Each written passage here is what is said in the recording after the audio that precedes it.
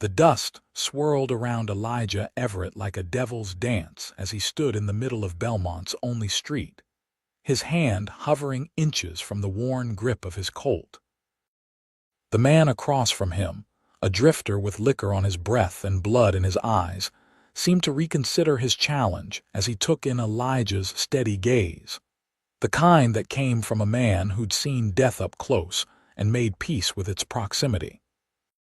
"Might be best if you rode on," Elijah said, his voice quiet but carrying in the sudden silence of the Nevada afternoon. The townsfolk had scattered at the first sign of trouble, ducking into doorways and behind water troughs, all except for one. Meline Griffin stood on the boardwalk outside her father's general store, her gaze locked on the confrontation. She'd been back in Belmont for less than a week, and already trouble had found its way to her doorstep, or perhaps more accurately, to the doorstep of the man she'd once loved. The drifter finally backed down, muttering curses as he stumbled toward his horse. The tension dissolved from the air like morning fog under a hot sun, and the townsfolk slowly emerged from their hiding places. Elijah's eyes found Meline's across the dusty street. 5 years. It had been 5 years since she'd left Belmont and him behind. She looked different now. Her once wild chestnut hair was tamed into a neat bun at the nape of her neck, and her simple dress spoke of city life and education. But her eyes were the same deep green and unreadable. He tipped his hat to her, a gesture somewhere between courtesy and accusation, before turning toward the sheriff's office. He had a job to do, after all. The weight of the deputy's badge on his chest reminded him of that every day. Meline watched him go, willing her heart to slow its frantic pace. She hadn't expected to feel this way upon seeing him again. She'd hoped the years would have erased the memory of his touch, of his voice whispering promises in the dark. But one look, and it all came flooding back. "You shouldn't be out here," her father said, appearing at her side. George Griffin had aged in the years she'd been gone, the lines on his face deeper, his once robust frame slightly stooped. That man could have started shooting. "Elijah wouldn't have let that happen," she said before she could stop herself. Her father gave her a sideways glance. "He's changed, Maddie. We all have." "I'm not here for him," she said firmly. "I'm here for you. The doctor in Carson City said you needed help." "I don't need a nursemaid," her father grumbled, but there was relief in his eyes. "The store's doing fine." "I'm sure it is," she replied, guiding him back inside. "But I'm not leaving until you're better." What she didn't say was that she'd returned to Belmont with no intention of staying beyond her father's convalescence. San Francisco awaited her a teaching position at a respected school for girls, a life of her own making. Belmont was her past, not her future. But as she helped her father back to his chair, she couldn't help but glance out the window toward the sheriff's office. Elijah Everett had been the reason she'd fled this town in the first place, running from feelings that threatened to consume her. And now here she was, back where it all began. The bell above the store door jingled, and Meline turned to see Mrs. Patterson enter, her arms laden with baskets. "Oh, Meline dear, I heard you were back." The older woman bustled forward, setting her baskets on the counter. "Such a blessing for your father to have you home again." "It's temporary," Meline said quickly. "Just until father is back on his feet." Mrs. Patterson's smile didn't waver. "Of course, dear. Though I must say your timing is fortunate. The town's hosting its first proper social in years this Saturday. The railroad's arrival has brought new life to Belmont." The railroad, Meline couldn't hide her surprise. When she'd left in 1878, Belmont had been a struggling silver town, clinging to the hope that new strikes would revitalize its fortunes. "Oh yes, came through last year. We've got new families settling, a proper school now, and even talk of a bank." Mrs. Patterson's eyes twinkled. Your young man has been instrumental in keeping the peace as we grow." "He's not my young man," Meline said automatically. Mrs. Patterson's eyebrows rose slightly. "No." "Well, he never courted another after you left. 5 years is a long time for a man to wait, especially one as handsome as Deputy Everett." Meline busied herself with arranging items on a nearby shelf, hoping her burning cheeks weren't visible. "I'm sure Elijah's personal affairs are none of my concern, if you say so, dear." Mrs. Patterson's tone suggested she believed otherwise. "Now, about those supplies I need." As Meline helped the older woman with her purchases, her mind raced. Had Elijah truly not courted anyone since she'd left? It seemed impossible. He was, as Mrs. Patterson had noted, handsome, tall, and broad-shouldered, with dark hair that curled slightly when it grew too long and eyes the color of a storm-tossed sky. Surely the women of Belmont hadn't overlooked him all this time. But even as she tried to dismiss the notion, a small voice inside her whispered that it aligned with the Elijah she'd known. He'd never been one to give his heart easily, and once given, he guarded it fiercely. The memory of their last night together rose unbidden. The argument that had started as a whisper and ended in shouts. Her announcement that she was leaving for San Francisco to pursue her education. His plea for her to stay, to marry him, to build a life in Belmont. And her final, cutting words, "There's nothing for me here." She'd seen the hurt in his eyes then, the betrayal, but she'd been too young, too hungry for experiences beyond the borders of their small town to recognize the love that had been offered to her. Now, at 25, with years of independence behind her, she wondered if she'd been wrong. Not about leaving her education had opened doors she'd never imagined, but about there being nothing for her in Belmont. As Mrs. Patterson departed with her purchases, Meline moved to the store's front window. Across the street, Elijah emerged from the sheriff's office, exchanging words with Sheriff Davis before mounting his horse, the same dappled gray he'd had 5 years ago.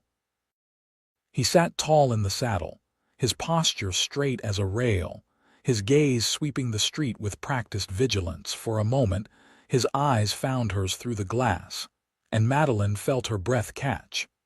Then he turned his horse and rode toward the edge of town, dust billowing in his wake. "He rides the boundary every afternoon," her father said from behind her, "checking for trouble before it reaches us." "There's trouble in Belmont." Meline turned, concerned. Her father shrugged. "Some. The railroad brings progress, but it also brings those looking to take advantage. Rustlers, gamblers, men on the run from the law." He paused. "Elijah keeps them at bay for the most part." "I wouldn't have thought he'd become a lawman," Meline said, remembering the young man who dreamed of having his own ranch someday. "Life takes unexpected turns," her father replied, his gaze knowing. "He bought that piece of land west of town, the old Henderson place, works on it when he can between his duties." Medeline's heart quickened. The Henderson place had been their dream, once a stretch of good grazing land with a creek running through it, and a view of the mountains that stole your breath at sunset. They'd picnic there on Sundays, planning a future together that she'd ultimately rejected. "I should check your bandages," she said, changing the subject abruptly. Her father had fallen from a ladder while restocking shelves, breaking his leg and cracking 2 ribs. The doctor had set the bone but warned that at George's age, healing would be slow. As she helped her father upstairs to the living quarters above the store, Meline tried to focus on the task at hand.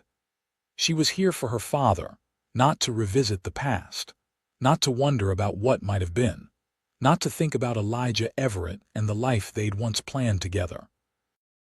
But as the evening shadows lengthened across Belmont, she found herself standing at her bedroom window, looking westward, toward a piece of land that had once held all her dreams and the man who might still be holding them for her.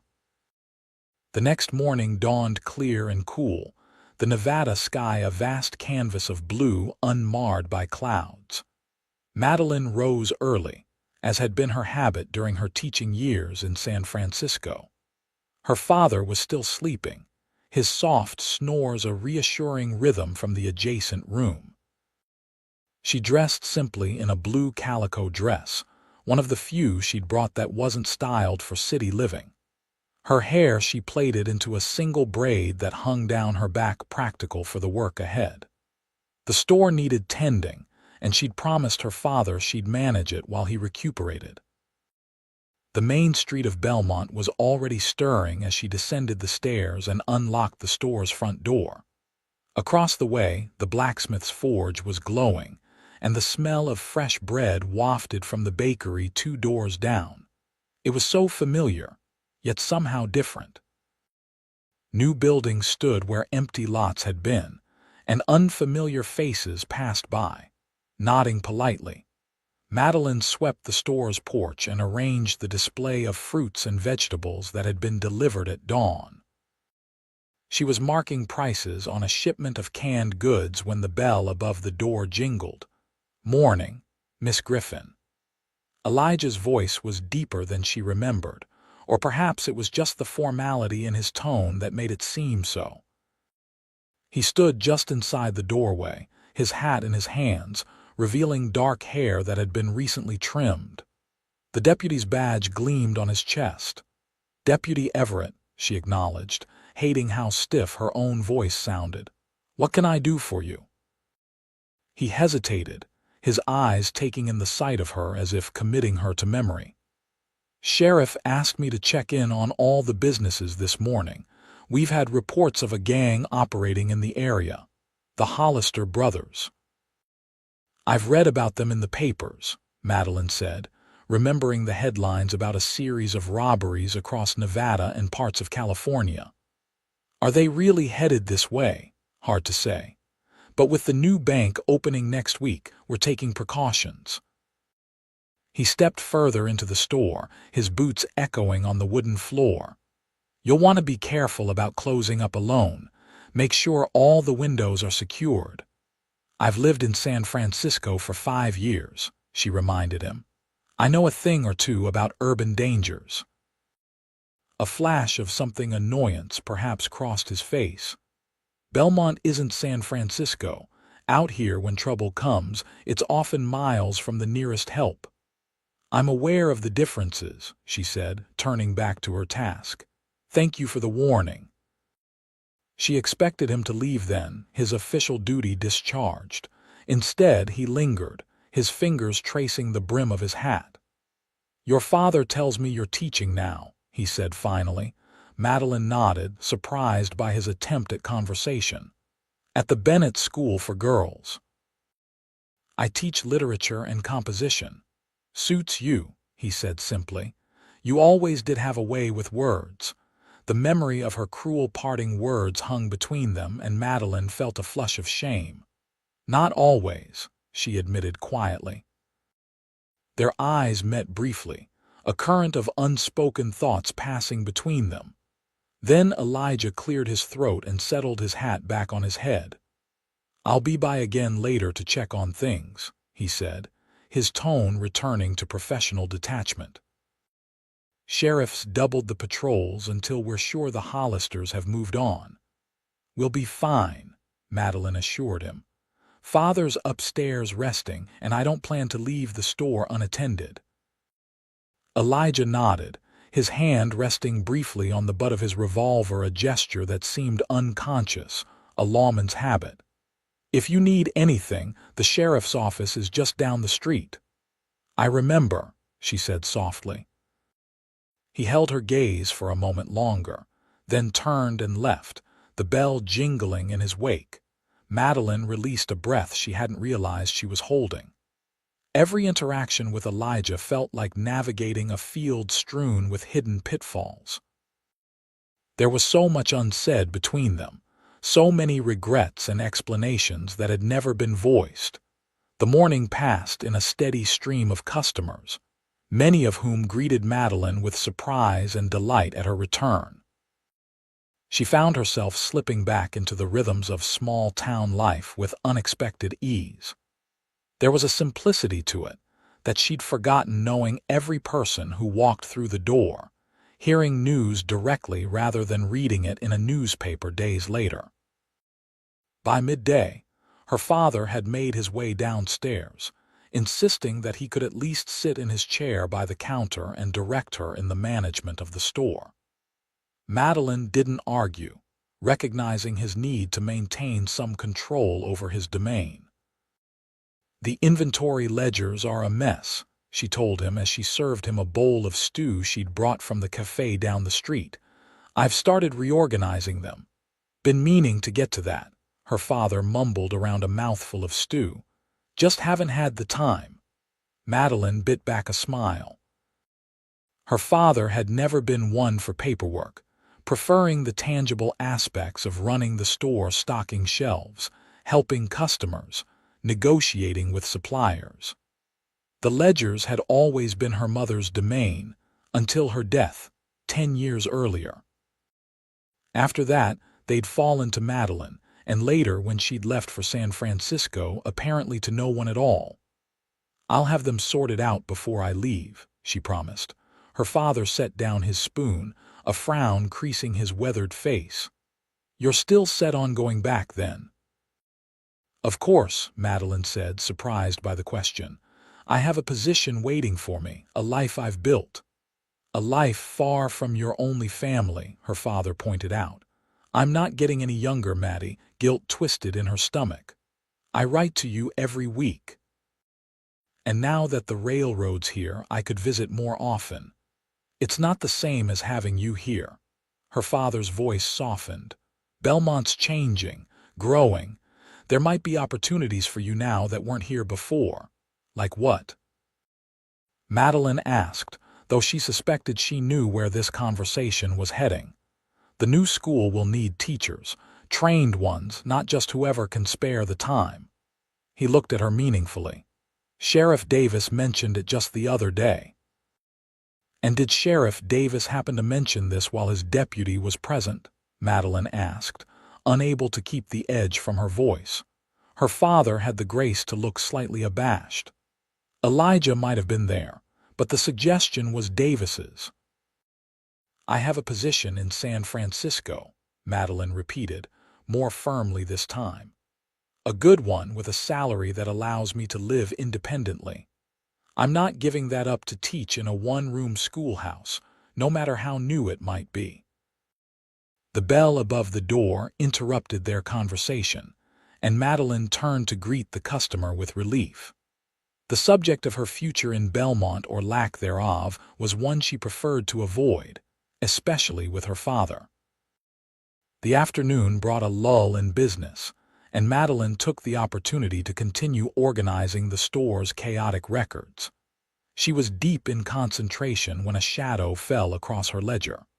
Looking up, she was startled to see Emma Davis, the sheriff's daughter and once her closest friend. "I thought it was you," Emma said, her face breaking into a wide smile. "When Papa told me Meline Griffin was back in town, I could hardly believe it." Meline rose from her seat, embracing her old friend warmly. "Emma, you look wonderful." It was true. Emma had blossomed from a gangly girl into a poised young woman, her blonde hair fashionably styled, and her dress clearly ordered from one of the catalogs that had become popular in recent years. "And you look like a proper city lady," Emma replied, stepping back to appraise Medeline's appearance. "San Francisco must agree with you." "It does," Meline confirmed, gesturing for Emma to take a seat. "And Belmont clearly agrees with you. I heard you married Thomas Reynolds." Emma nodded, her face softening. 2 years ago. We have a little boy now, Samuel.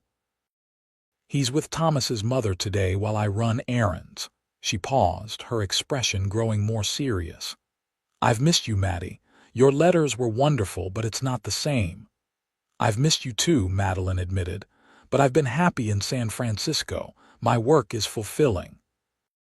"I'm sure it is," Emma said, though her tone suggested she couldn't quite imagine finding fulfillment so far from home.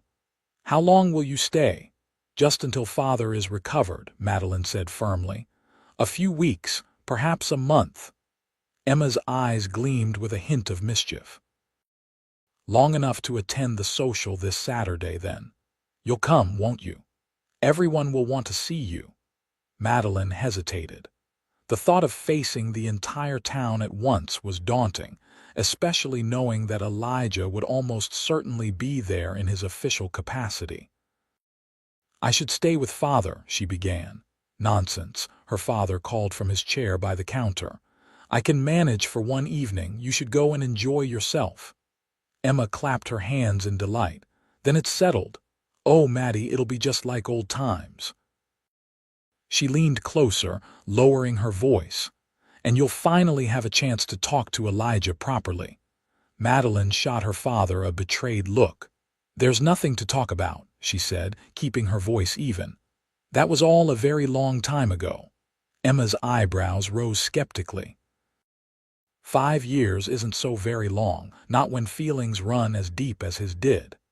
She reached out to squeeze Madeline's hand. "Just promise me you'll come to the social, wear something pretty." "I'll come," Meline conceded, knowing resistance was futile. Emma had always been persuasive, even as a child. "But I make no promises about anything else." After Emma left, Meline turned to her father with accusation in her eyes. "You've been talking about me, about Elijah and me." Her father shrugged, unrepentant. "It's a small town, Maddie. People remember, and they care." "They should mind their own business," Meline muttered, returning to her ledgers with more force than necessary. "Perhaps," her father agreed. "But can you blame them for hoping?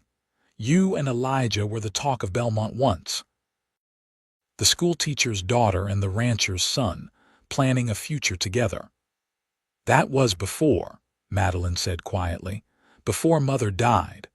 Before I realized there was a whole world beyond Belmont. Before Elijah decided that his dreams were more important than mine." "Is that what you think happened?" Her father's voice held genuine surprise. "That boy would have followed you anywhere if you'd asked him." "But that's just it," Meline said, finally voicing the frustration that had driven her away 5 years earlier. "I didn't want him to follow me. I wanted him to walk beside me, to see that my dreams mattered as much as his."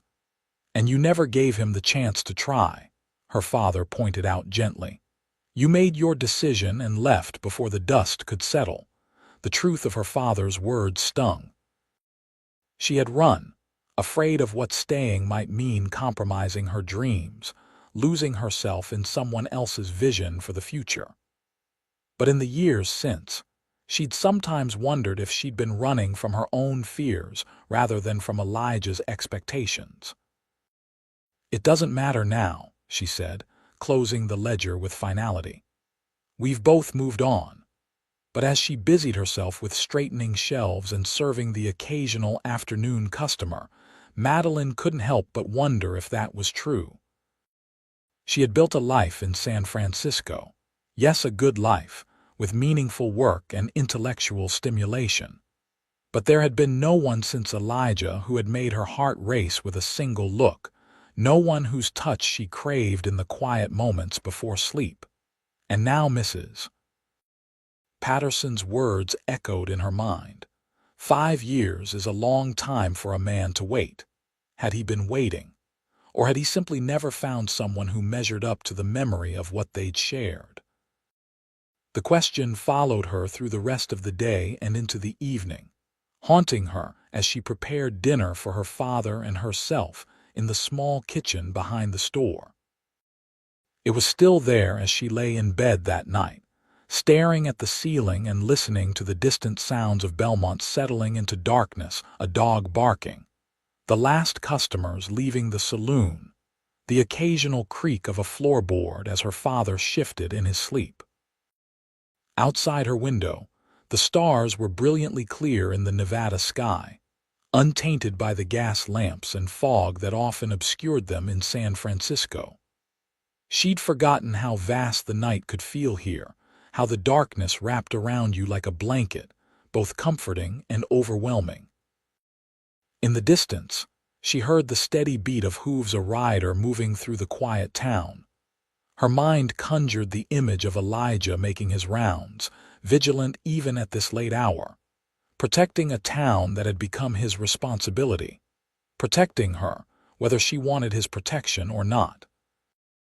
The thought should have annoyed her, this assumption of his duty toward her. Instead, it brought an unexpected warmth, a sense of security she hadn't realized she'd been missing in her independent city life. "It's just nostalgia," she whispered to herself in the darkness. "It will pass." But as she finally drifted towards sleep, Meline couldn't shake the feeling that her return to Belmont had awakened something long dormant within her, a yearning for connection, for roots, for the kind of love that endured beyond reason or time. And that was a far more dangerous prospect than any outlaw gang riding toward town. The days leading up to the social passed in a blur of activity. Meline fell into a routine of managing the store, caring for her father, and gradually reacquainting herself with Belmont and its inhabitants. The town had indeed grown since her departure. New businesses lined the main street, and construction was underway on a building that would house the bank when completed. She saw Elijah only in passing a nod as he rode by on patrol, a brief exchange when he stopped to check on the store as promised. These encounters were cordial but distant, as if they were acquaintances rather than two people who had once planned to spend their lives together. Yet Meline found herself increasingly aware of his presence, even when he wasn't in sight. She'd catch herself listening for the sound of his horse, or glancing toward the sheriff's office when she stepped outside. It was unsettling, this lingering awareness, and she tried to dismiss it as nothing more than the natural result of their shared history. By Saturday evening, as she prepared for the social, Meline had nearly convinced herself that she was immune to whatever pull Elijah Everett might once have exerted over her heart. She was a different woman now, educated, independent, with a clear vision for her future that didn't include returning to Belmont permanently. She dressed with care, selecting a gown of deep green silk that she'd brought from San Francisco. It was more fashionable than anything she'd owned when she lived in Belmont, with a fitted bodice and a bustle that emphasized her slender waist. Her hair she arranged in a style she'd learned from a French hairdresser in the city, partly up, with soft curls framing her face and cascading down her back. "You look beautiful," her father said when she descended the stairs. He was seated in his chair by the fire, his broken leg propped on a footstool. "Like your mother on the day I met her." Meline smiled, touching the cameo at her throat, one of the few pieces of jewelry her mother had owned. "I wish she could have seen me teaching," she said softly. "She always believed I could do it. She'd have been proud," her father assured her, "as am I, but she'd also want you to be happy, Maddie, truly happy." There was a weight to his words that Meline chose not to examine too closely. "I am happy," she said instead. "And now I'm going to go enjoy an evening of music and conversation with old friends." The social was being held in the newly constructed town hall, a building that hadn't existed when Meline left Belmont. It was impressive for a town of Belmont's size, 2 stories tall, with large windows and a proper wooden floor for dancing. As she entered, Meline was struck by the transformation. Lanterns hung from the rafters, casting a warm glow over the space. A small band played in one corner, and tables laden with food and punch lined the far wall. Nearly everyone in town seemed to be present, from the oldest residents to young families with children darting between the adults' legs. Meline.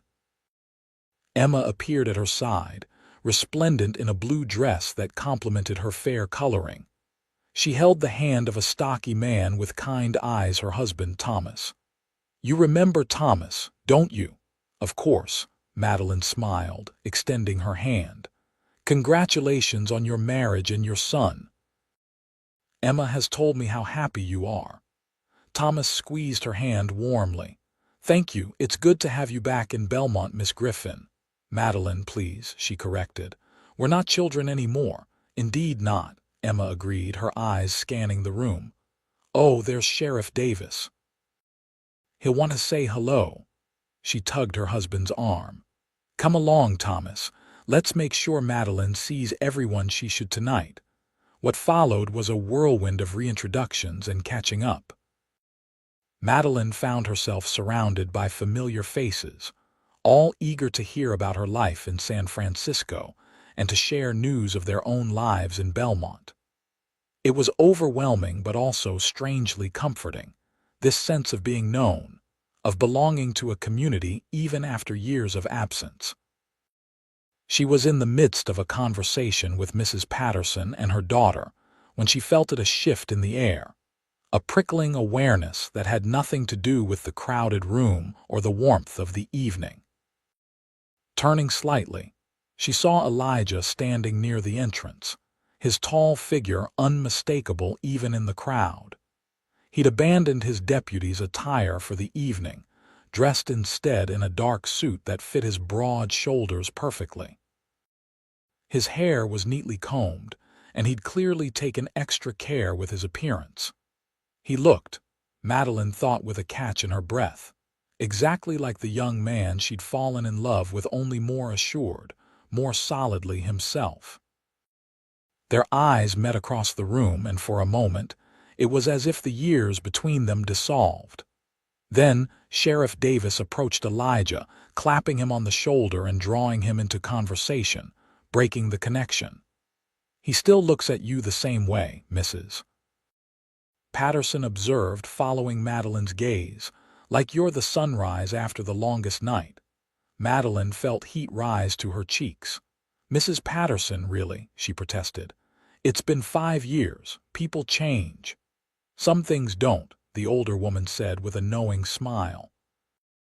Now, if you'll excuse me, I see Mrs. Davis needs help with the punch. Left temporarily alone, Meline found herself observing Elijah from a distance. He moved through the crowd with ease, greeting people warmly, occasionally laughing at something said. He seemed comfortable in his role as deputy, respected by the townspeople in a way that went beyond his official position. He's done well for himself, a voice said beside her, and Meline turned to find Thomas Reynolds at her elbow. Sheriff Davis is grooming him to take over when he retires next year. I hadn't heard that, Meline said, surprised. Thomas nodded, his eyes on Elijah. He's earned it, kept the peace during some tough times as the town's grown, and he's been investing in his ranch bit by bit. Started with just the Henderson place, but he's added adjoining land when he could. The ranch was always his dream, Meline murmured, more to herself than to Thomas. One of them, Thomas replied, his tone meaningful. Then more gently, you should talk to him, Meline. Really talk. Before she could respond, the band struck up a livelier tune, and Emma appeared to claim her husband for a dance. Meline watched them join the other couples on the floor, their movements synchronized by familiarity and affection. She was so absorbed in watching the dancers that she didn't notice Elijah's approach until he was standing before her, his hat in his hands. Miss Griffin, he said formally, would you do me the honor of this dance? There was something in his eyes, a challenge perhaps, or a question that made refusal impossible. Meline found herself nodding, placing her gloved hand in his outstretched one. Deputy Everett, she acknowledged as he led her to the dance floor. His hand settled at her waist, the warmth of his palm seeping through the silk of her dress. Her own hand rested on his shoulder, and she was acutely aware of how solid he felt beneath her touch, how his height still perfectly complemented hers as they began to move in time with the music. You've learned some new steps, he observed after a moment, his voice low enough that only she could hear. "San Francisco has many opportunities for dancing," she replied, striving for a neutral tone. "So I've heard." His eyes held hers steadily. "You seem to have found everything you were looking for there."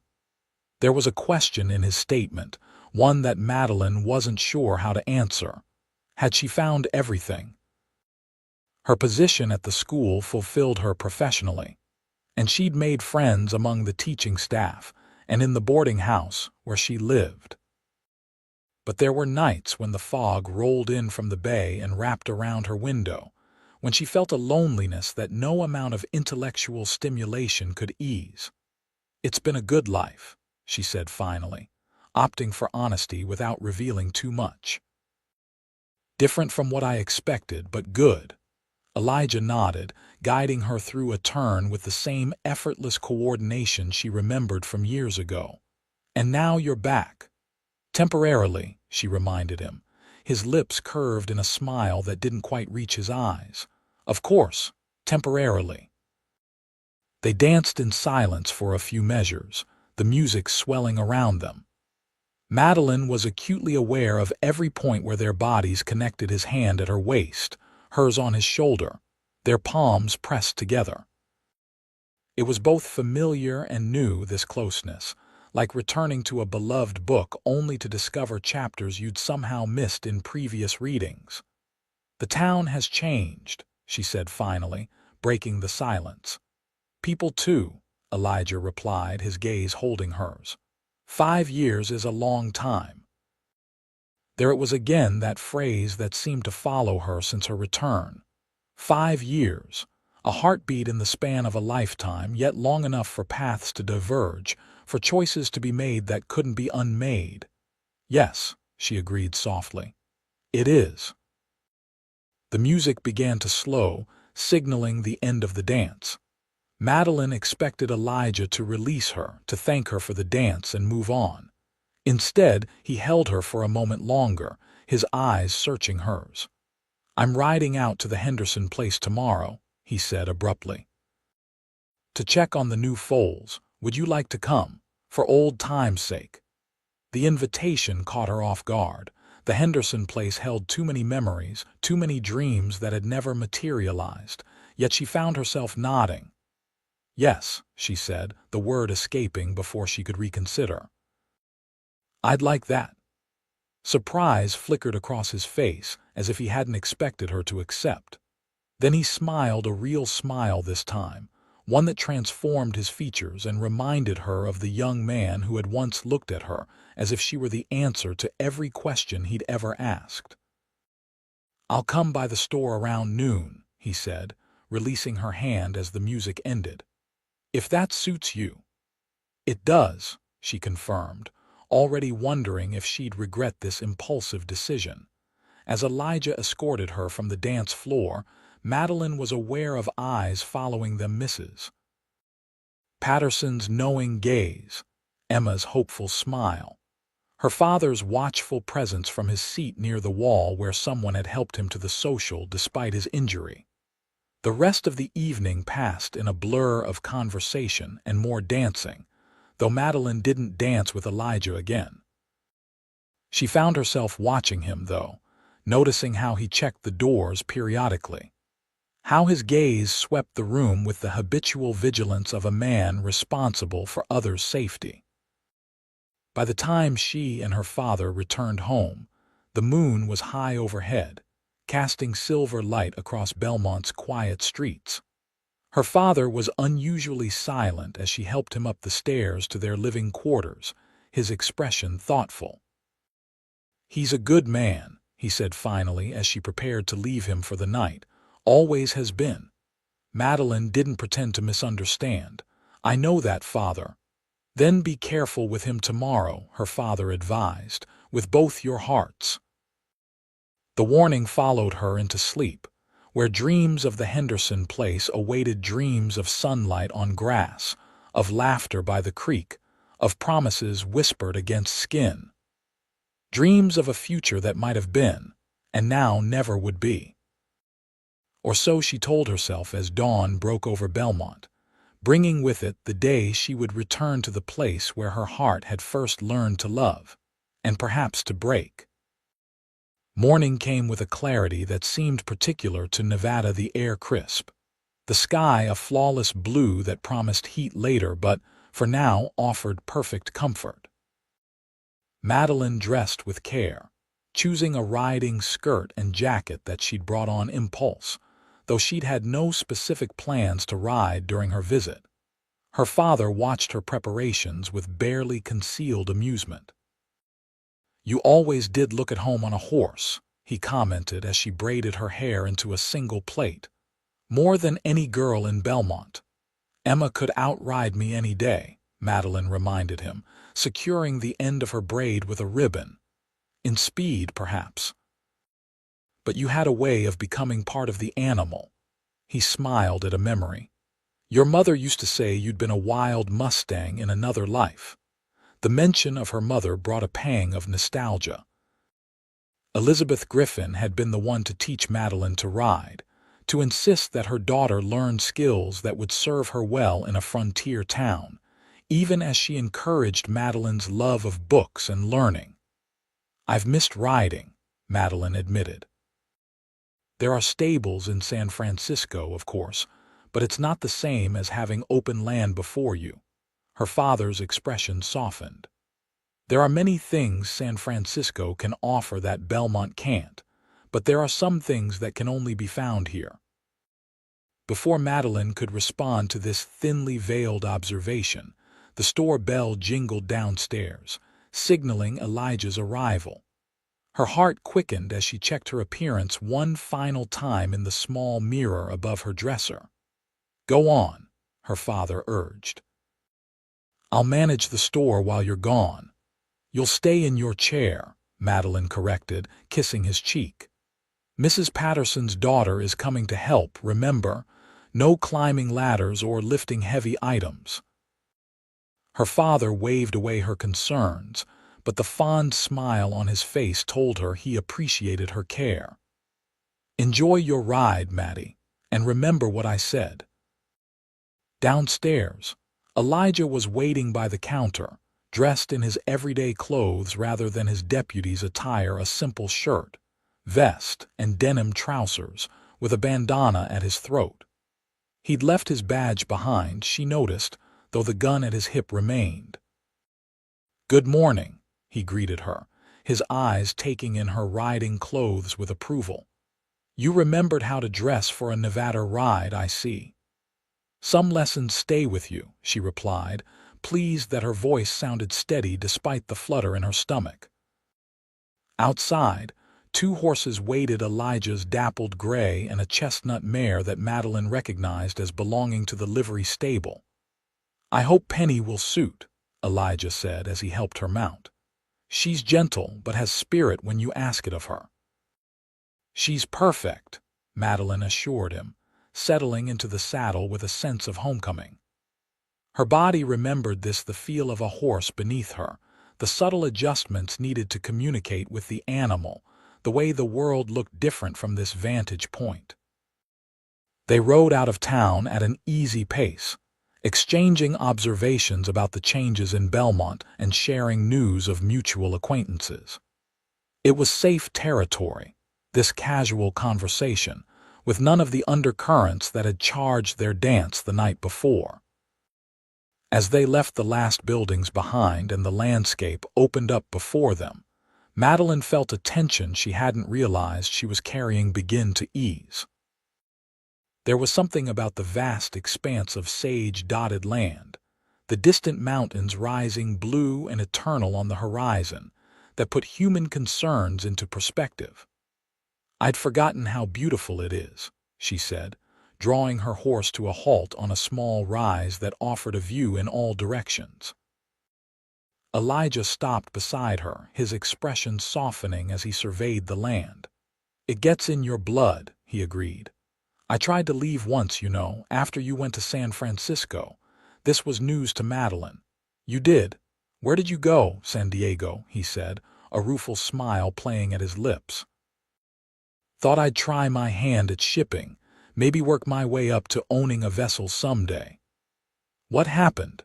Meline asked, trying to imagine Elijah on the California coast, so far from the land that seemed to suit him so perfectly. "Lasted 3 months before the pull of this place brought me back." He gestured to the landscape around them. "Turned out I needed Nevada more than I needed to be anywhere else." More than he needed to be where she was, Meline thought with a pang. She'd always assumed that Elijah had stayed in Belmont out of stubbornness, out of unwillingness to see beyond the boundaries of the life he'd always known. But what if it had been something else, a genuine connection to this place that was as much a part of him as his blue eyes or his steady hands? "The Henderson place is just over that next ridge," Elijah said, interrupting her thoughts. "Ready?" Meline nodded, urging her horse forward. They crested the ridge side by side, and the valley opened up before them, a sweep of good grazing land bisected by a creek that sparkled in the morning sun. And there, nestled against a stand of cottonwoods, was a cabin that hadn't been there 5 years ago. "You built it," Meline said softly, taking in the sturdy log structure with its stone chimney and covered porch. Elijah nodded, his eyes on the cabin. "Piece by piece over the last 4 years. Started it after I came back from San Diego. Finished the inside work this past winter." There was pride in his voice, but something else too, a vulnerability that tugged at Medeline's heart. He'd built a home here, on land they'd once dreamed of sharing. "It's beautiful," she said honestly. "Exactly how we imagined it." Elijah turned to look at her then, surprise evident in his expression. "You remember?" "Of course I remember," Meline replied, meeting his gaze steadily. "I remember everything." A moment of perfect understanding passed between them, an acknowledgement that whatever had happened in the years since they'd parted, the dreams they'd shared had not been forgotten by either of them. Then Elijah cleared his throat, gesturing toward the creek.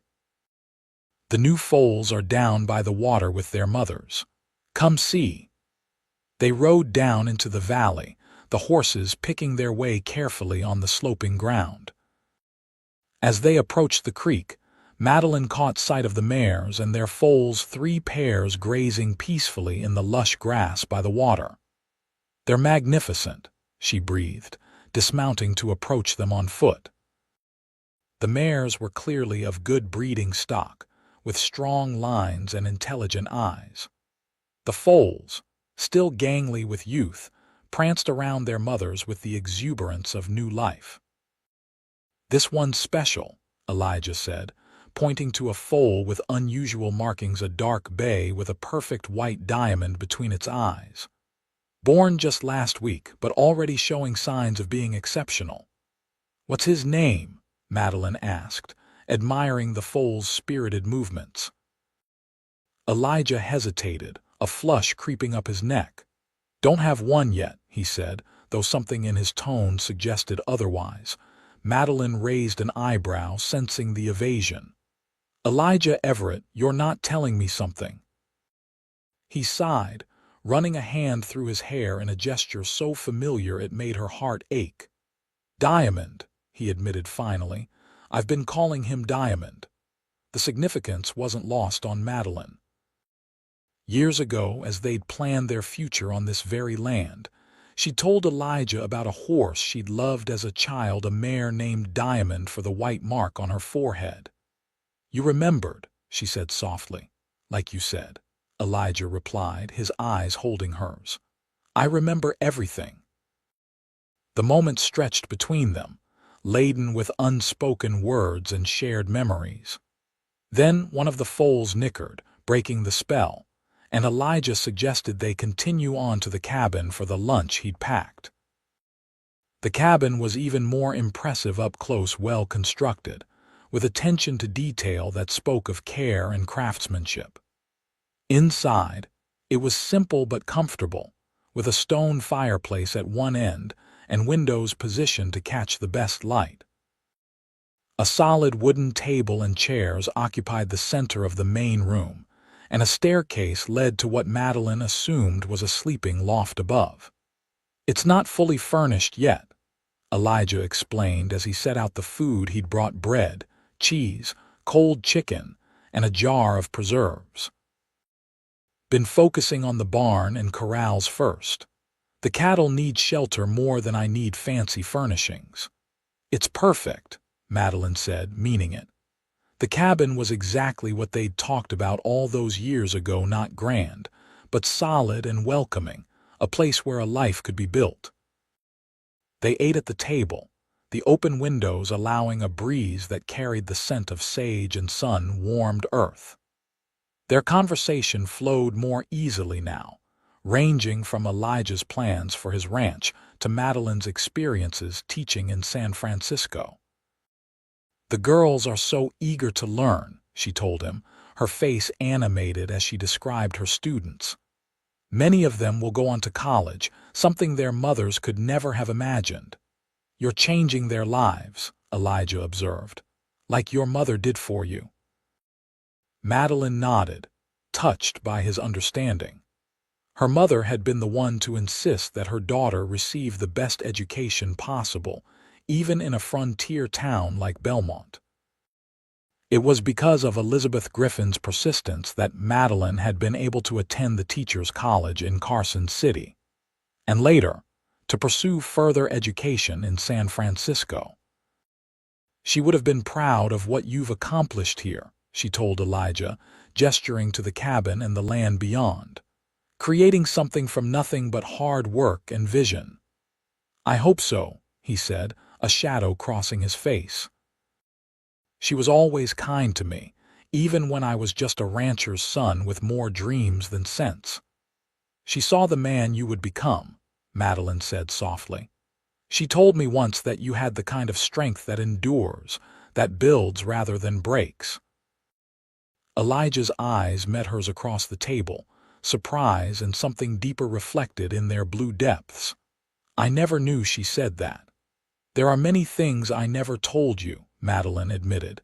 "Things I should have said before I left." It was as close as she'd come to acknowledging the rift between them, the unresolved pain of their parting. Elijah seemed to recognize it as such, his expression growing serious. "We were young," he said after a moment. "Both of us so certain we knew what we wanted. And now?" Meline asked before she could stop herself. Elijah considered her question, his gaze never leaving hers. "Now I know what matters, what lasts." He paused, seeming to weigh his next words carefully. "I understand now why you had to leave, Meline, what you were seeking." The acknowledgement was unexpected, a balm to a wound she hadn't realized was still raw.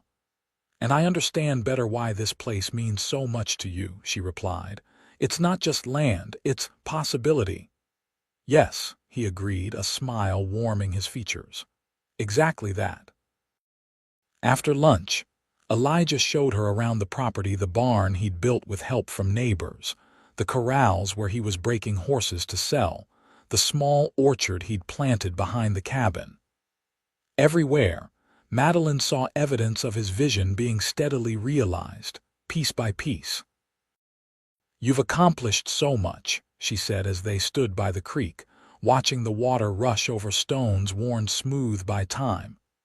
"Everything you dreamed of." "Not everything," Elijah said quietly. Meline felt the weight of his gaze, the unspoken truth behind his words. "Not everything, because she had been part of that dream once."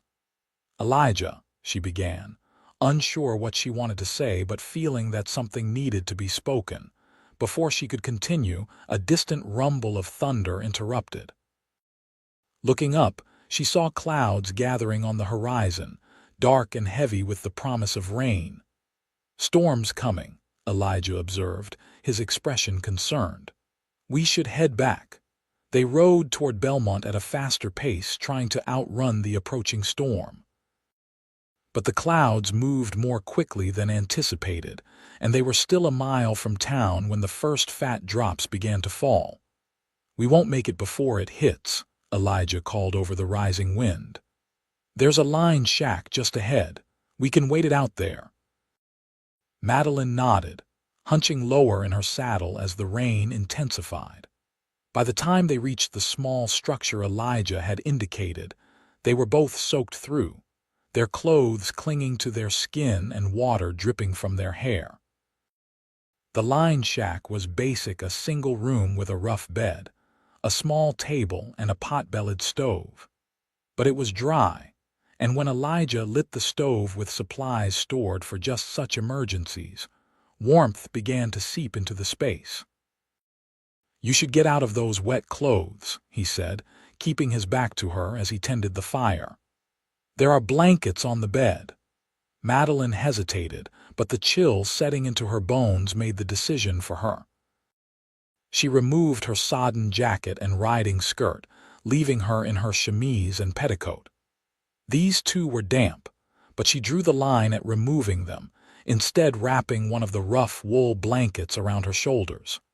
"You can turn around now," she said, settling on the edge of the bed. Elijah had removed his own vest and shirt, leaving him in an undershirt that did little to conceal the breadth of his shoulders or the lean strength of his arms. He draped his wet clothes over a chair near the stove, then sat on the opposite end of the bed, keeping a respectful distance between them. Outside, the storm raged, rain lashing against the small windows and thunder rumbling overhead. Inside, the only sounds were their breathing and the occasional pop from the stove as it warmed the damp air. "Reminds me of that summer storm," Elijah said finally. "The one that caught us by the creek." Meline smiled at the memory. "We took shelter under that overhanging rock. You were convinced a mountain lion was going to find us there. And you were the one who spotted the rainbow afterward," he recalled. "Said it was a sign of good things to come." "I was right," Meline said softly. "That was the day you first kissed me." The admission hung in the air between them, charged with memory and meaning. Elijah's eyes found hers across the small space that separated them, blue and intense in the dim light. "Meline," he began, his voice low, "I need to ask you something." She nodded, her heart suddenly racing in a way that had nothing to do with the storm outside. "All right. When you left," he said slowly, each word carefully chosen, "did you ever think about coming back, not just to visit your father, but to stay?" It was the question she'd been avoiding since her return to Belmont, the one that lurked beneath every interaction, every remembered dream. Meline found herself unable to dissemble, not with Elijah looking at her with such raw honesty in his eyes. "Yes," she admitted. "More than I wanted to. More than made sense, given everything I'd worked for in San Francisco." Something shifted in his expression, relief perhaps, or hope. "And now, being back here, seeing what the town has become, what I've built at the Henderson place, does it change anything?" "I don't know," Meline answered truthfully. "I've built a life in San Francisco, Elijah, a good life." "I know you have," he said, no accusation in his tone, "and I'm proud of you for it. You've become exactly the woman you were meant to be." The simple acknowledgement brought tears to her eyes. This was what had been missing 5 years ago, his recognition of her dreams as being as valid as his own. "Why didn't you say that before?" she asked, the question escaping before she could reconsider. "Before I left," Elijah sighed, running a hand through his damp hair. "Because I was too afraid of losing you to see that I was pushing you away. I thought if I held tight enough, you'd stay. Instead, I gave you every reason to go." The honesty of his answer disarmed her. "We were both wrong," she said softly. "I ran before we could find a compromise. Before we could see if there was a way for both our dreams to coexist." "And now?" Elijah asked, the question hanging between them like the last echo of thunder as the storm began to recede outside. Meline looked at him, really looked at the man he'd become in the 5 years since she'd left. The boy she'd loved had matured into someone with depth and strength, someone who had built a life on his own terms but who had also, it seemed, left space in that life for the possibility of her return. "Now I don't know what I want," she confessed. "I thought I did. I was so sure. But being here again, seeing you again." She trailed off, unable to articulate the confusion in her heart.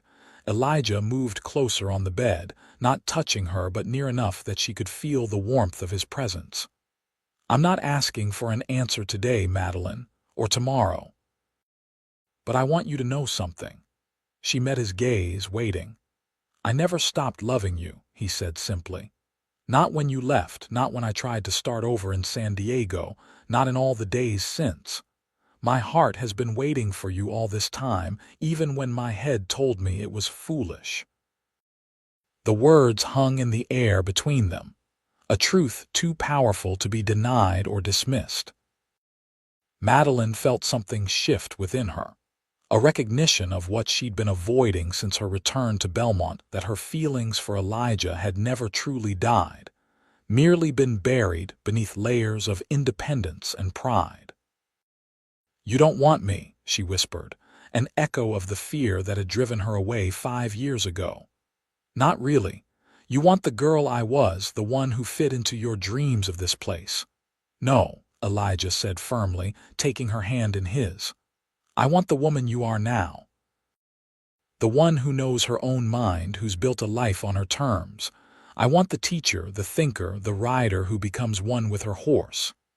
His eyes held hers steadily. "I want you, Meline, all of you." "You can't," she protested, even as her heart leapt at his words. "My life is in San Francisco. My work, my friends." "Then why does part of you still fit so perfectly here?" he challenged gently. "Why does your face light up when you ride across open land or when you greet the people of this town who have known you all your life?" His question struck a chord of truth she'd been avoiding. For all that she'd embraced her life in San Francisco, there had always been a piece of her that yearned for the expansiveness of Nevada, for the clarity of its skies and the honesty of its people.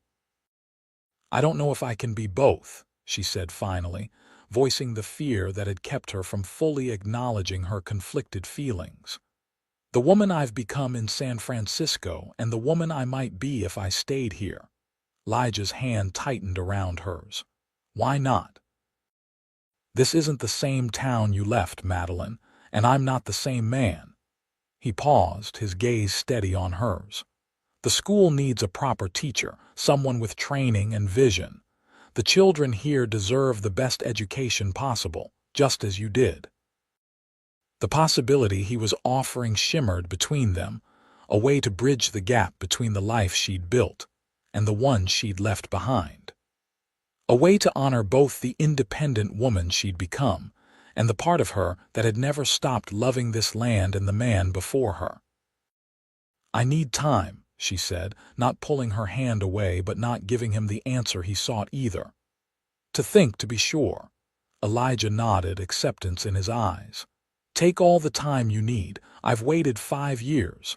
I can wait longer if that's what it takes." Outside, the storm had passed, leaving behind a washed, clean world and the faint arch of a rainbow visible through the window. "A sign of good things to come," she had once said. Perhaps it was true again. They rode back to Belmont in companionable silence, the air between them clearer than it had been since her return.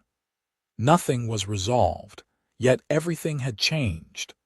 Meline had spoken truths she'd been avoiding, and Elijah had offered a vision of a future she hadn't allowed herself to consider.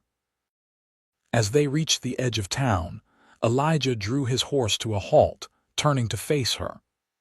"Whatever you decide," he said simply, "know that my heart has been waiting for you all this time, and it will keep waiting for as long as it takes." Meline nodded, unable to speak past the emotion tightening her throat. Then they rode the rest of the way to the general store, where her father waited, his knowing eyes taking in their damp clothes and the unspoken current between them. That night, As Madeline lay in her bed listening to the drip of water from the eaves, the last remnant of the afternoon storm, she allowed herself to truly consider the possibility Elijah had offered. A life in Belmont, but not as the girl she'd been. A life that honored the woman she'd become while embracing the part of her that had never stopped loving this place and the man who had built a home with space for her in it. Could she do it? Could she find a way to bring her San Francisco self to Belmont without losing all she'd gained in the years away? Could she trust that Elijah truly wanted the woman she'd become, not just the memory of who she'd been? The questions followed her into sleep, but for the first time since her return to Belmont, they didn't bring anxiety. Instead, they carried a whisper of possibility, of a future she hadn't allowed herself to imagine but that now seemed tantalizingly within reach. The week following her day at the Henderson place brought a shift in Madeline's perspective on Belmont. Where before she'd seen only a small town with limited possibilities, now she began to notice the signs of growth and change, the new school building under construction at the edge of town, the young families settling in as the railroad brought new opportunities, the sense of community that pervaded even the most ordinary interactions. She found herself observing the children who came into the store with their parents, noting their curiosity and intelligence, thinking about the kind of education that might open doors for them as it had for her. She lingered in conversation with Emma, learning about her friend's hopes for her young son and the other children of Belmont. The town council's been trying to recruit a proper teacher, Emma told her as they shared tea in the Griffin's kitchen one afternoon. They've even set aside funds for a good salary, but it's hard to convince someone qualified to move to a place like Belmont. The right person would see the potential, Madeline found herself saying. The chance to build something meaningful. Emma gave her a searching look. Someone like you, perhaps? Madeline sidestepped the question, but it lingered in her mind. Could she be that person? Could she bring her experience and training to this place that had first inspired her love of learning? Her father watched her changing perspective with quiet satisfaction, offering observations but never pushing. The town's different now, he remarked as they closed the store one evening. Growing into something new might need people who have seen a bit more of the world to help guide that growth. She saw Elijah daily, though they hadn't spoken privately since their rain-soaked conversation in the line shack. He continued his duties as deputy, stopping by the store on his rounds, tipping his hat to her with a smile that held promise but no pressure. He was giving her the time she'd asked for, respecting her need to find her own answer without his influence. Then, 10 days after the social, everything changed with the arrival of a telegram from San Francisco. The Bennett School for Girls regretted to inform Miss Griffin that due to unforeseen financial difficulties, they would be reducing their teaching staff for the coming term. Her position would not be continued. Madeline read the telegram twice, shock giving way to a strange mixture of disappointment and something that felt uncomfortably like relief. Her carefully constructed future in San Francisco had vanished in a few terse lines of text. Bad news. Her father asked, noting her expression as she stood by the store's counter, the telegram still in her hand. "My position at the school," she said, her voice steady despite her inner turmoil. "It's gone. Budget cuts." Her father's face registered sympathy, but Madeline caught the flicker of hope in his eyes before he schooled his expression. "I'm sorry, Maddie. I know how much your work there meant to you." "It did," she agreed, folding the telegram and tucking it into her pocket. It was security, independence, a purpose. "And now?" her father asked carefully. "Now I don't know," she admitted. "I could look for another position in the city, I suppose. There are other schools." "Or," her father prompted, seeing the uncertainty in her eyes. Meline sighed, moving to the store window to look out at Belmont's Main Street, where the afternoon sun cast long shadows and turned the dust to gold. "Or I could stay," she said softly, giving voice to the possibility that had been growing in her mind even before the telegram's arrival. "I could teach here." Her father joined her at the window, his hand coming to rest on her shoulder. "You could," he agreed, "but only if it's what you truly want, Maddie, not out of obligation to me or anyone else." "I don't know what I want," she confessed, "or rather, I want contradictory things. I want the life I've built in San Francisco, the independence, the intellectual stimulation, but I also want—" She trailed off, unable to articulate the complex yearning she felt when she thought of staying in Belmont. "You want him," her father said gently. "There's no shame in that, Maddie. Loving someone doesn't make you less independent or less yourself." "Doesn't it?" she asked, the question that had haunted her for 5 years finally spoken aloud. "I left because I was afraid of disappearing into his dreams, of losing sight of my own." "And now?" her father prompted. "Do you still have that fear?" Meline considered the question honestly. "No," she said finally. "Elijah's changed, or perhaps I'm seeing him more clearly now. He doesn't want to contain me or direct my path. He wants to walk alongside me." "Then perhaps the question isn't whether you stay in Belmont or return to San Francisco," her father suggested. "Perhaps it's whether you're brave enough to believe that you can be both the woman you've become and the woman who could love and be loved in return." His words struck a chord of truth within her. The real choice wasn't between two places but between two versions of herself, one defined by independence alone, and one that embraced both independence and connection. "I need to think," she said, reaching for her shawl. "Would you mind watching the store for a while? I'm going to walk." Her father nodded, understanding in his eyes. "Take all the time you need, I'll be here." Meline stepped out into the late afternoon sunshine, her mind racing with the implications of the telegram and her father's insights. Without a conscious destination, she found herself walking toward the edge of town, where the new school building was taking shape. It was a modest structure, but solidly built, with large windows designed to let in light and air. The workmen had gone for the day, leaving the site quiet as Meline approached. She stood before it, imagining children filling its rooms, minds opening to new ideas and possibilities. "It'll be ready by September," a voice said behind her, and Meline turned to find Sheriff Davis approaching, his badge catching the sunlight. "Just in time for the fall term if we can find someone to teach."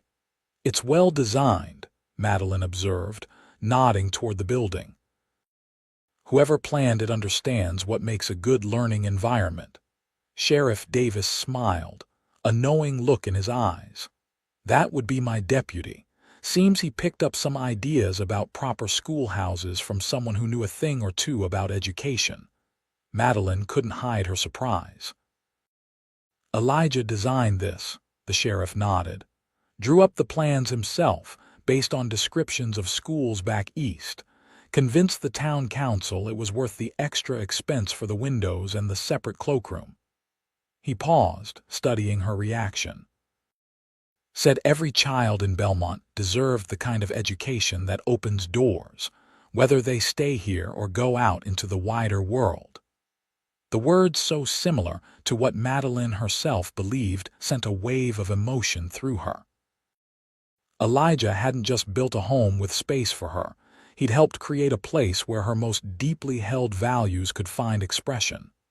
"Sheriff," she began, then hesitated, uncertain how to frame her question. "Do you know if the town council has considered candidates for the teaching position?" Sheriff Davis's expression turned thoughtful.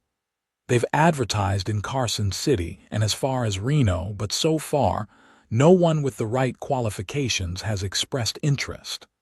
He gave her a measured look. though I believe they'd be mighty interested if someone with experience teaching at a respected school for girls in San Francisco were to apply. Meline felt a smile tugging at her lips despite the turmoil in her heart. "Is that so?"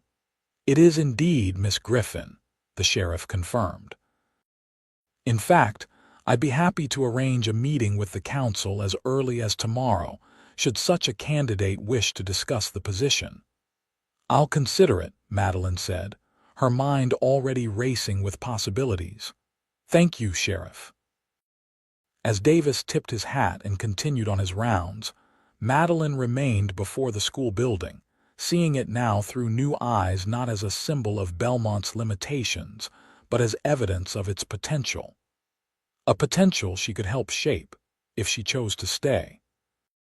But the decision wasn't that simple.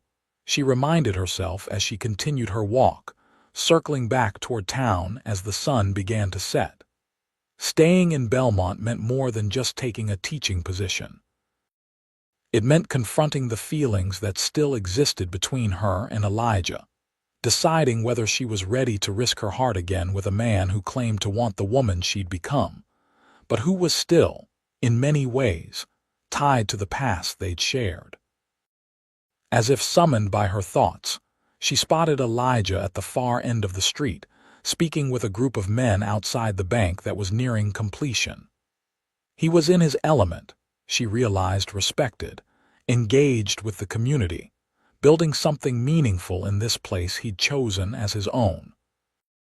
She watched him for a moment, unobserved, noting the confidence in his stance, the way the other men listened when he spoke. This wasn't the impetuous young man she'd left behind, but someone who had grown into his own strength, while maintaining the core of integrity that had first drawn her to him. As if sensing her presence, Elijah looked up, his eyes finding hers across the distance. A smile curved his lips, warm and genuine, with no hint of expectation or demand, just pleasure at the sight of her. Meline smiled back before turning toward the store, her decision still unmade but clearer in her mind than it had been.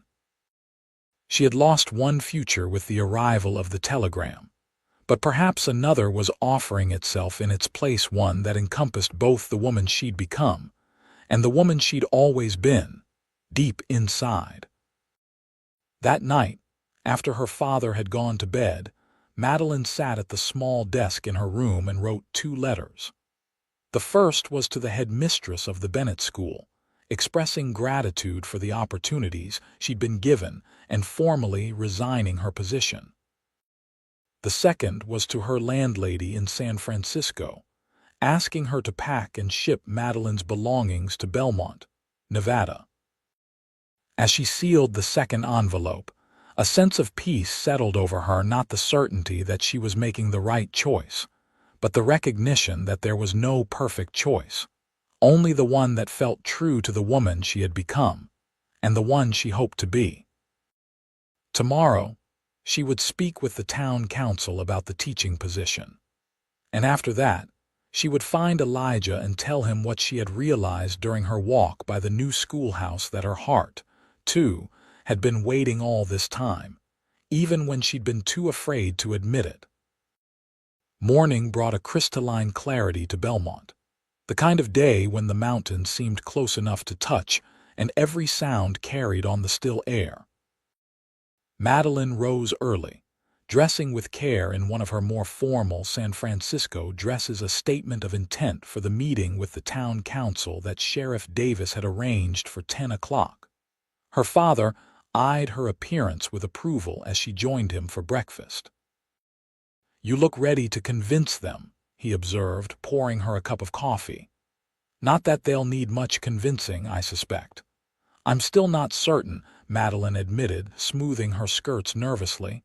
"What if I'm making a mistake? What if I'm letting go of everything I worked for in San Francisco for a dream that might not be what I imagine?" "That's the risk of any choice," her father said gently. "But ask yourself this: which would you regret more? Trying and finding it isn't what you hoped, or never trying at all?" The question resonated with Meline, echoing her own thoughts during the night. She'd left Belmont once, running from what felt like constraint but might have been possibility. She'd built a life elsewhere, only to find herself drawn back to the place and the people she'd left behind. Perhaps the true mistake would be leaving again without discovering what might be possible now. "I'm going to do this," she said, as much to herself as to her father. "I'm going to apply for the teaching position and see what happens." Her father reached across the table to squeeze her hand. "That's my Maddie. Always brave enough to follow her heart, even when it takes her in unexpected directions." The town council met in a room above the new bank, a space that still smelled of fresh lumber and paint. 5 men, including Sheriff Davis and Mr. Patterson, the general store's former owner, and now the town's mayor, sat at a long table, their expressions a mixture of curiosity and cautious hope as Meline entered. "Gentlemen," she began, her voice steady despite the flutter of nerves in her stomach, "I understand you're seeking a teacher for Belmont's new school. I'd like to offer my services." What followed was less an interview than a conversation about her vision for the school, a place where children would learn not just reading, writing, and arithmetic, but how to think critically, to question, to see beyond the boundaries of their small town while appreciating its unique strengths. "Our children deserve the best education possible," she told them, passion warming her voice. "Not just those who might leave Belmont someday, but those who will stay and build its future. They need to understand the wider world even as they learn to value this place and its history." By the time the meeting concluded, Meline knew she had convinced them. The salary they offered was less than she'd earned in San Francisco, but enough to live comfortably, especially with the added advantage of the small house attached to the school that would be provided for the teacher's use. "We'll need your answer by the end of the week," Mayor Patterson said as they shook hands. "Though I believe I speak for all of us when I say we hope that answer will be yes." "You'll have my decision tomorrow," Meline promised, her mind already made up but wanting one more conversation before she formalized her commitment to Belmont. That conversation awaited her at the foot of the stairs leading down from the council room. Elijah stood there, his expression a mixture of hope and uncertainty as she descended. He'd clearly been waiting for her, though he hadn't intruded on the meeting itself. "Sheriff Davis told me," he said simply as she reached him, "about your interview with the council." Meline nodded, suddenly aware of the curious eyes watching them from across the street. "Walk with me," she suggested, indicating the direction away from the main thoroughfare. They fell into step beside each other, neither speaking until they had reached the relative privacy of a small park at the edge of town, little more than a few benches beneath cottonwood trees, but peaceful in the late morning light. "I lost my position in San Francisco," Meline said as they settled on a bench. "The school is reducing staff due to financial difficulties." "I'm sorry," Elijah said, his tone genuine. "I know how much your work there meant to you." "It did," she agreed. "But perhaps it was meant to happen this way." She turned to face him directly. "The council has offered me the teaching position here." Hope flared in Elijah's eyes, but he controlled it, his voice careful as he asked, "And what did you tell them?" "That I'll give them my answer tomorrow," Meline said. "But first I needed to talk to you, to me." Elijah's surprise was evident in his tone. "Why?" Meline took a deep breath, gathering her courage. "Because my decision to stay in Belmont isn't just about the teaching position. It's also about us, about what might be possible between us now 5 years after I left." Elijah's expression softened, a vulnerability in his eyes that matched her own. "What do you think might be possible, Meline?" "I don't know," she admitted honestly, "but I want to find out if you do too." His hand found hers on the bench between them, his fingers warm and steady as they interlaced with hers. "I told you my heart has been waiting for you," he said softly. "That hasn't changed. But I need to know, are you staying because you lost your position in San Francisco or because you want to be here with me?" It was the question Meline had asked herself through the night, the one she needed to answer not just for Elijah but for herself. "Both," she said finally. "The telegram forced me to confront a choice I was already considering. But if I stay, it will be because I choose to, not because circumstances forced my hand." "And do you," Elijah asked, his voice low and intense, "choose to stay?" Meline looked at him, really looked at the man before her, with his earnest blue eyes and the lines that 5 years had etched at their corners, the strength in his hands and the steadiness in his gaze. She thought of the cabin he'd built, the school he'd helped design, the life he'd created that seemed to have space already carved out for her if she chose to claim it. "Yes," she said, the word both a conclusion and a beginning.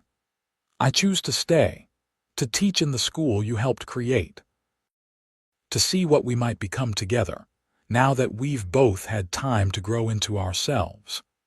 The joy that transformed Elijah's face was like sunrise breaking over the mountains, gradual, then all at once brilliant. His hand tightened around hers, and his other rose to touch her cheek with a gentleness that made her heart ache. "Meline Griffin," he said, her name a caress on his lips. "Do you have any idea how long I've waited to hear you say that?" "5 years," she answered, smiling through the tears that had begun to gather in her eyes. "Too long." "Worth every minute," Elijah replied, leaning forward to rest his forehead against hers. "If it meant you came back to me as yourself, not as someone trying to fit into a future that wasn't of your own making." In that moment, Meline understood with perfect clarity what her father had been trying to tell her, that love, real love, didn't diminish you or constrain you. It expanded you, creating space for growth and change while providing the security of being truly known and accepted. "I'm still not sure how to be both the woman I became in San Francisco and the woman who could be happy here," she confessed, her voice barely above a whisper. "But I want to find out, with you. We'll figure it out together," Elijah promised, "day by day." Then, with a smile that held all the warmth of the Nevada sun, he asked, "May I kiss you, Miss Griffin, for the first time in 5 years and for all the years to come?" Medeline's answer was to close the distance between them herself, her lips finding his with a certainty that belied all her earlier doubts. The kiss was both familiar and new, a recognition of who they had been to each other and a promise of who they might become. When they finally parted, breathless and smiling, Elijah kept his arms around her as if afraid she might disappear if he let go. "I love you," he said simply. "The you that left and the you that came back, all of you always." "And I love you," Meline replied, the words coming easily now without the fear that had once accompanied them. "Enough to leave once and enough to return, enough to stay." They walked back toward town hand in hand.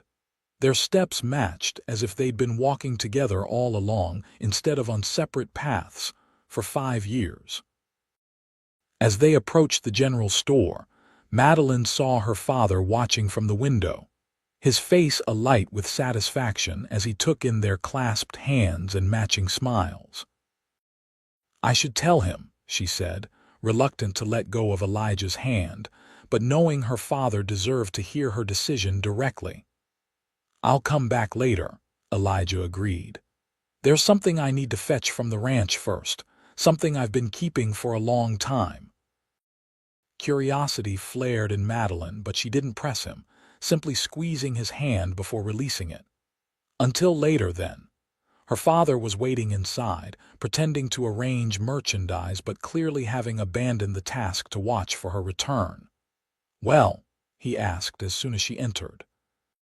"Did you accept the position?" "I did," Meline confirmed, her smile widening as she spoke the words aloud. "I'm staying, Father. I'm going to teach in Belmont's new school." "And Elijah?" her father prompted, though the knowing look in his eyes suggested he'd already guessed the answer from seeing them together. "We're going to see what's possible," Meline said, a warm certainty settling in her chest. "Now that we've both had time to become the people we needed to be." Her father enfolded her in a hug that smelled of tobacco and the familiar scent of the store leather and coffee and the faint sweetness of candy. "I'm happy for you, Maddie," he said, his voice rough with emotion. "Your mother would be too." "I think she'd be proud," Meline agreed, returning his embrace, "of the choice I'm making and the reason I'm making it." The rest of the day passed in a haze of planning and preparation. Meline wrote to the town council, formally accepting the position, then spent hours discussing her ideas for the school with her father, who had once served on the school board himself. They talked of curriculum and books, of ways to engage children who might otherwise be destined for lives of manual labor, of how to honor Belmont's history while preparing its children for a future that might take them far beyond Nevada's borders. As evening approached, Meline found herself growing increasingly restless, watching the door for Elijah's return. When he finally appeared, the last light of day was fading, casting long shadows across the main street. "Come with me," he said by way of greeting, his eyes bright with some secret joy. "There's something I want to show you." Curious, Meline followed him outside, where his horse waited alongside the chestnut mare she'd ridden to the Henderson place. "Where are we going?" she asked as he helped her mount. "You'll see," he replied, swinging into his own saddle with practiced ease. They rode out of town as twilight deepened into dusk, the first stars appearing overhead like scattered diamonds on indigo velvet. Meline soon recognized the direction they were heading toward the Henderson place, toward the cabin Elijah had built and the land they had once dreamed of sharing. As they crested the ridge that revealed the valley below, Meline gasped. The cabin was aglow with light lanterns hung from the porch, their warm golden radiance spilling across the yard and reflecting in the creek beyond. It looked like a beacon in the gathering darkness, a promise of home and hearth. "What is all this?" she asked as they approached, the beauty of the scene bringing unexpected tears to her eyes. "A welcome," Elijah said simply, dismounting and coming to help her from her horse. "And a question." He led her to the porch, where a small table had been set with a white cloth, 2 plates and a bottle of wine. Candles flickered in the center, their flames steady in the still evening air. "It's beautiful," Meline breathed, taking in the care with which the scene had been arranged. "But I don't understand." Elijah took both her hands in his expression more serious than she'd seen it since her return to Belmont. "5 years ago," he began, "I asked you to stay in a way that made you feel you had to choose between your dreams and mine. I was wrong then, and I've regretted it every day since." Meline started to speak, but he shook his head gently, asking for her silence until he finished. "Today, I'm asking you something different," he continued. "Not to give up your dreams for mine, but to join our dreams together. To make a life here that honors who you are and who I am, and who we might become together." From his pocket, he withdrew a small box, simple, wooden, polished to a warm glow. "I made this the day after you left," he said, opening it to reveal a ring nestled inside. "And I've kept it all this time, hoping that someday you might come back, and I might have the chance to ask you properly."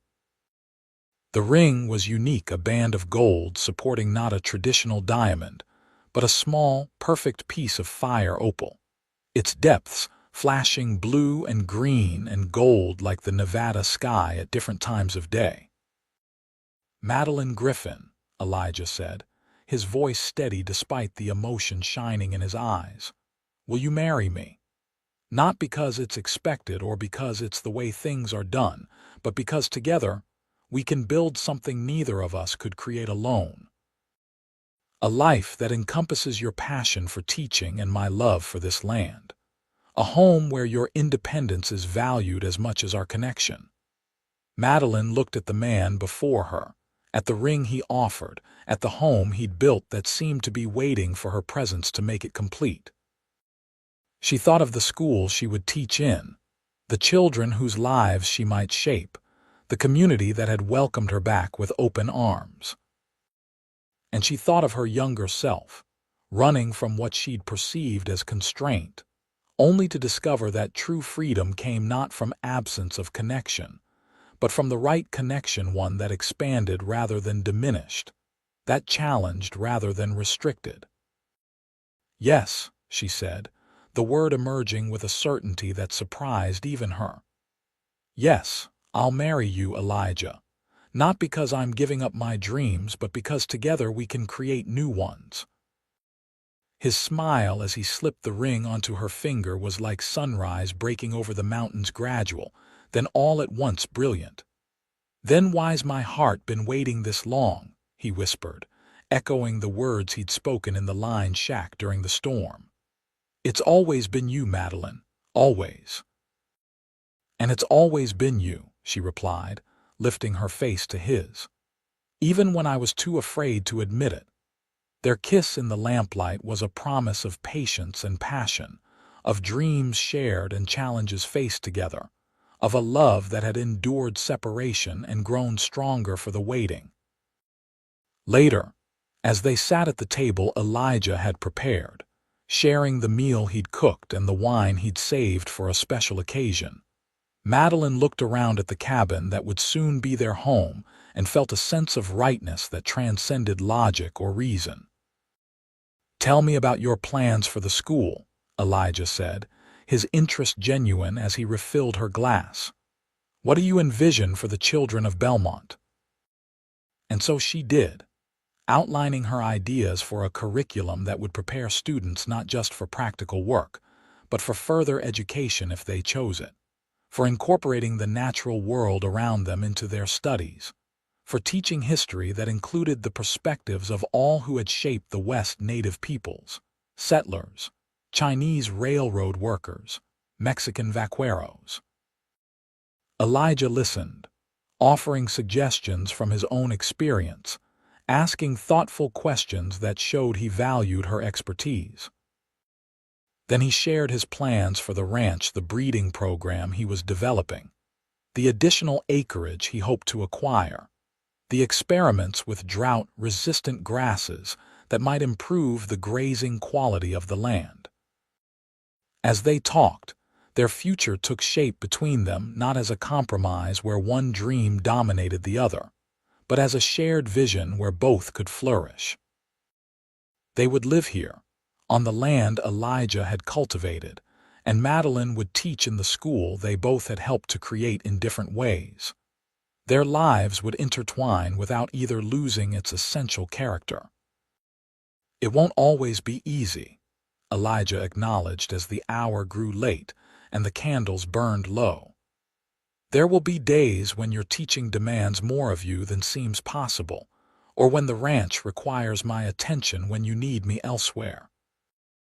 "Nothing worthwhile is ever easy," Meline replied, her hand finding his across the table, "but we'll figure it out together, day by day." They rode back to town beneath a canopy of stars, their horses walking close enough that their legs occasionally brushed, a casual intimacy that felt both new and familiar.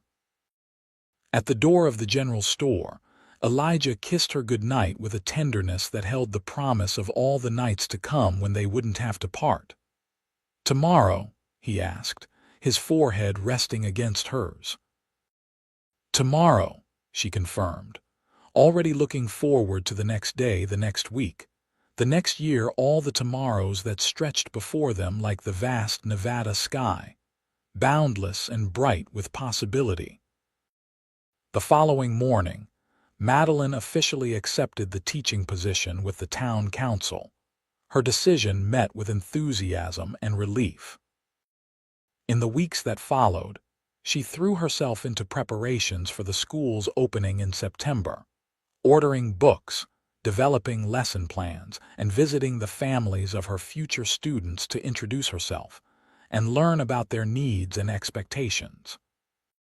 Elijah continued his duties as deputy while working on their home, adding touches that he knew would please Meline: bookshelves for her collection, a desk positioned to catch the morning light, a small garden plot where she could grow the herbs and flowers she loved. They were married in late August, just before the school term began, in a ceremony beside the creek on their land. The entire town turned out to celebrate, the festivity lasting well into the night, with dancing and feasting and heartfelt wishes for their future together. As husband and wife, they established a rhythm that honored both their individual pursuits and their shared life. Meline's days were filled with teaching, her natural talent blossoming in a classroom where she could put her ideas into practice. Elijah divided his time between his duties as deputy, which expanded when Sheriff Davis appointed him unofficial undersheriff, and the development of their ranch, which grew steadily more successful under his careful management.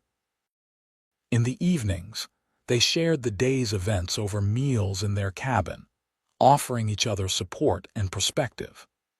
On weekends, they worked together on projects around the property or rode out to explore the land that had become their shared domain. Their first child, a son they named William, after Elijah's father was born the following summer, his arrival greeted with joy by the entire community. Meline took a brief respite from teaching but returned in the fall, bringing baby William with her in a cradle set up in the corner of the classroom.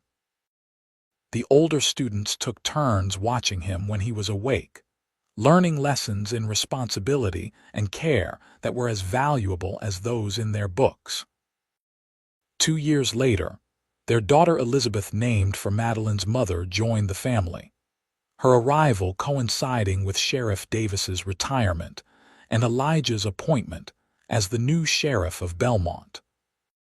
The position brought new responsibilities, but also increased stability for their family, allowing them to expand their ranch operations with the help of hired hands who managed the day-to-day work, while Elijah oversaw the broader operation.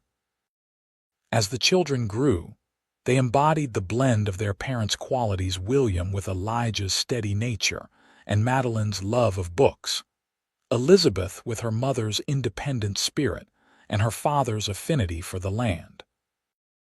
They were raised in a home where education was valued alongside practical skills, where questions were encouraged and dreams supported, where the wider world was discussed around the dinner table, even as the beauty of their own small corner of it was celebrated daily. Meline's school flourished under her guidance, eventually expanding to 2 rooms with the addition of another teacher as Belmont continued to grow. Her students went on to further education in greater numbers than ever before, some returning to enrich the town with new skills and perspectives, others venturing out into the wider world but carrying with them the values and knowledge she had instilled. Elijah's service as sheriff established him as a cornerstone of the community, his fair-handed approach to law enforcement earning respect from even those who occasionally found themselves on the wrong side of it.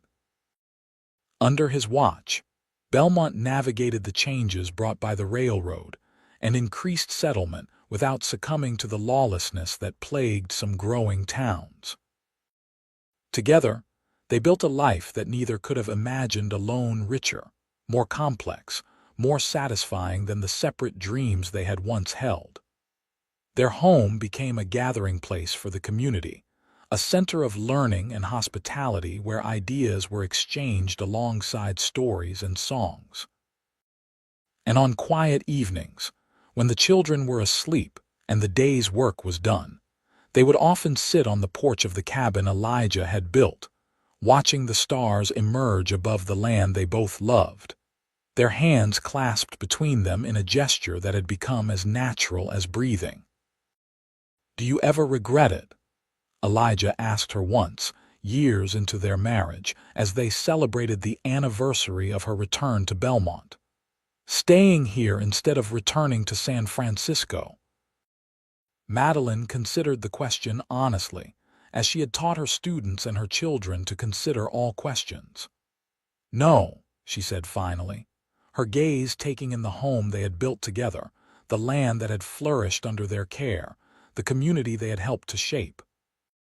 "I regret the years we lost, but not the choice I made to stay." "Then why's my heart been waiting this long?" Elijah said softly, echoing the words that had become a refrain between them, a reminder of the time when they had found each other again after years of separation. "Because some things are worth waiting for," Meline replied, leaning against his shoulder as the first stars appeared in the darkening sky. "And some hearts know what they need before the mind is ready to accept it." And in the years that followed, as their children grew, and eventually brought grandchildren to play by the creek where Meline and Elijah had once planned their future. As the school Meline had nurtured produced generations of students who carried her influence into the world. As the town of Belmont evolved from a mining outpost to a thriving community, they remained each other's constant, the center from which all else radiated. Their love, tested by separation and strengthened by choice, became a beacon for those around them, a testament to the power of hearts that wait, of dreams that evolve, and of lives built on the foundation of mutual respect and enduring affection.